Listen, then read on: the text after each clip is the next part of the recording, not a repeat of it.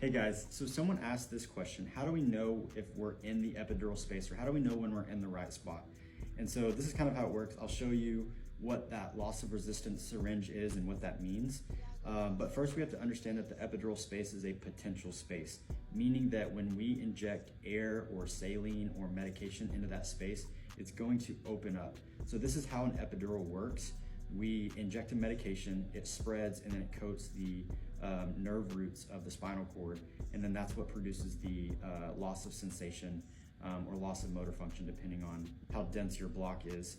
So this is the loss of resistance syringe that we use, and you can see it's easily movable. If I were to invert this, the plunger would just fall right out. So as we are advancing this tuning needle in the back, like this, it's got centimeter markings on it, so you can see how, we can see how deep we are. So as we're advancing,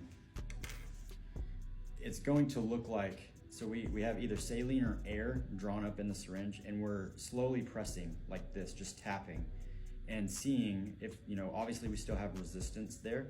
And then once we get into the epidural space, we lose that resistance. So that's how we know we're in the right spot. So then at that point, we would detach, hold the tuning needle really, really still, and then we would attach our test dose medication and then go from there to make sure that we're not in the wrong spot. But that's how you know you are in the epidural space, is when you have that sudden loss of resistance on that syringe. And yeah, that's how it works. So here I'm just placing the tuning needle. Once it's firmly seated in the ligaments of the back, I'll connect my loss of resistance syringe, which is what I'm doing here.